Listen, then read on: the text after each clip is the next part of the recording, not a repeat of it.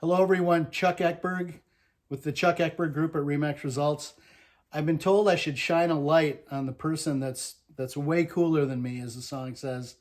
So, presenting to you, star of the show in my life, my wife, Deb Eckberg. Hello. We're going to ask Deb some tough questions. Not really that tough, but people sometimes say, like, what's it like to be married to a realtor, schedule, stuff like that. So, what's it like to be married to a realtor, Deb? Well, it's taken some time over the years, and it's been a long time now. You've been a realtor how many years now? 20 years out 20 of our years. 34 years of marriage. So good job on the 34 years of marriage. Thanks. It took some time at the beginning to adjust to the schedule changes, sometimes at a moment's notice, especially when our kids were young and we had so many responsibilities and we were flying all over the place to sports and activities and things like that.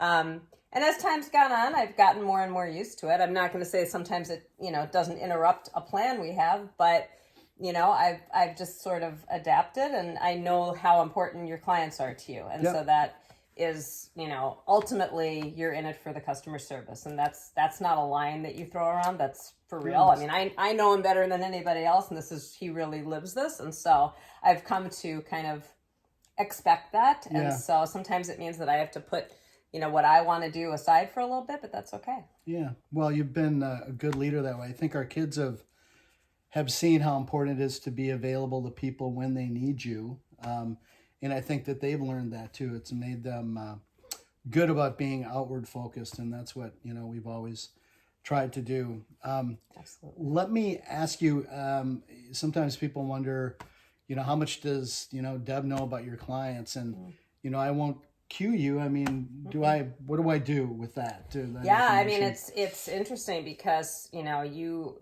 are extremely committed to confidentiality. And sometimes, you're working with people that we know, that we're mutual friends of ours. And so unless, until a house goes on the market and it's public knowledge, I don't know who the seller is or who the buyer is. I don't know a lot of details. I just know, who you're working with, just, once you're actually working with them, which is always fun for me if it's somebody that I know. But yeah, you've been really, really good about that and keeping things completely confidential so that I'm not privy to anything I shouldn't be privy to, like someone's financial information. That's not my business. Yep. There's that oath of confidentiality, and, talk about it with every client. It's a fiduciary duty that we have. So I stick to that like glue.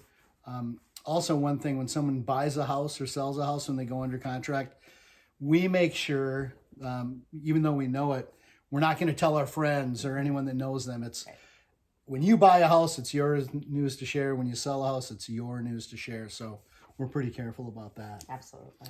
So anything else you might want to add? I think we've talked about the challenges here. Most people, I can tell you, are really respectful of my schedule. They say, "Oh, you got to work on a Saturday," and I remind them, "Well, I work when other people don't." So that's something we've gotten used to. Do you think most of the time we can kind of stick to a schedule? Yeah, I mean, I think you've been pretty good about it. It's obviously, it goes with the calendar year a bit. I mean, there's certainly busier times, and I know that. I know springtime, he's crazy, and I just have to kind of go on with life as I do my things and know I'll see them when I see them. And then around this time of year, as we're moving toward the holidays and things like that, things calm down a little bit for him, which makes him more available to me. And it's good timing because then we have family obligations, kids coming home and things like that. So that's all good. But ultimately, I'm really proud of you. Thank you, sweetheart. I'll get emotional, but really proud of the work that you do. Yeah, I think make a big positive difference for people, and that's what it's really about. So, and I can tell you as we wrap up here, anyone in a committed relationship, if I could never take all the credit for my client's success, I can never take the credit for my success. I have an extremely supportive, loving partner who, it's not always easy. This can be real ups and downs. Anyone who's bought or sold a house, you feel it up and down.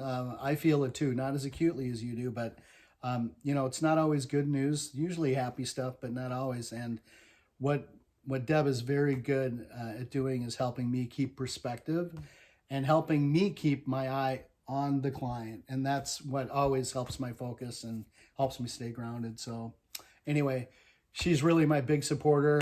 As you thank me in my service to you, please keep her in mind, because without her support and love and flexibility and understanding, couldn't do what I do. So thank you, sweetheart. Thank you. And thanks for being a guest on the Of course. little video here. My pleasure. Thanks. Bye for now.